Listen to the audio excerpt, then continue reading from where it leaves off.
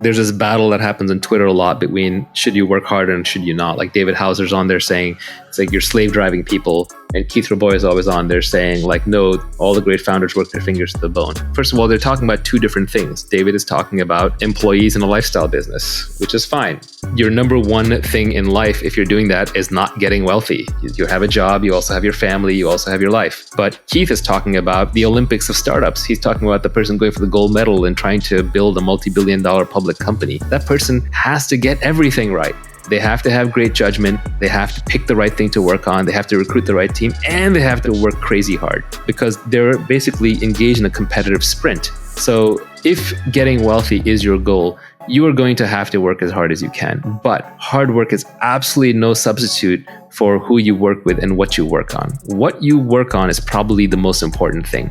Finding product, market, founder fit, which is how well you are personally suited to that business. The combination of that three, that should be your overwhelming goal. And you can save yourself a lot of time if you pick the right area to work in.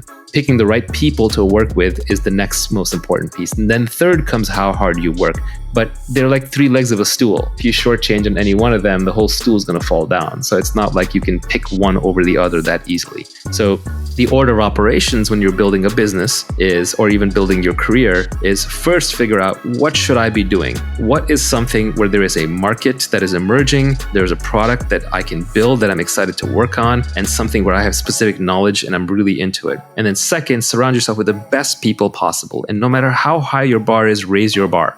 Because you can never be working with other people who are great enough. If there's someone greater out there to work with, you should go work with them. I advise a lot of people who are looking at which startup to join in Silicon Valley. I say basically pick the one that's going to have the best alumni network for you in the future. Look at the PayPal mafia. They work with a bunch of geniuses, so they all got rich. So just try and pick based on the highest intelligence, energy, and integrity people that you can find.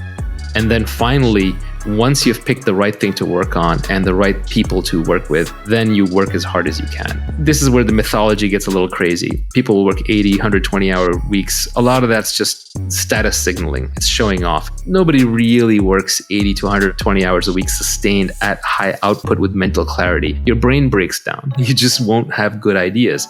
So really the way people tend to work most effectively, especially in knowledge work, is they sprint as hard as they can while they're working on something and they're inspired and they're passionate, and then they rest, they take long breaks. It's more like a lion hunting and much less like a marathon runner running. So you sprint, then you rest, you reassess, and then you try again. And what you end up doing is you end up building a marathon of sprints. Nivi just made the point to me on the side that inspiration is perishable, which is a very good point. When you have your inspiration, do it right then and there. This happens to me a lot with my tweet storms. I've actually come up with a whole bunch of additional tweet storms besides the ones that are already out there, but sometimes I just hesitate or I just pause and then it just dies. And what I've learned is if I'm inspired to write a blog post or to publish a tweet storm, I should probably do it right away. Otherwise, it's not going to get out there. I won't come back to it. So inspiration is a beautiful and powerful thing. And when you have it, just seize it.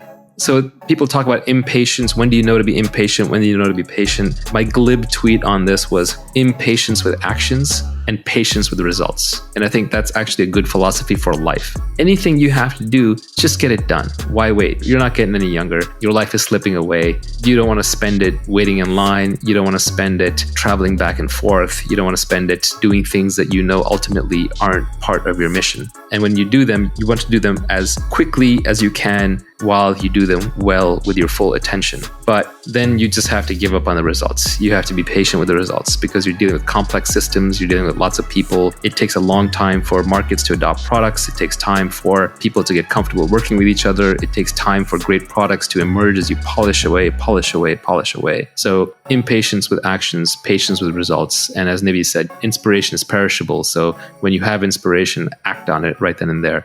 If I have a problem that I discover in one of my businesses that needs to be solved, I basically won't sleep until at least the resolution is in motion. And this is just a personal failing. But if I'm on the board of a company, I'll call the CEO. If I'm running the company, I'll call my reports. If I'm responsible, I'll get on there right then and there and solve it.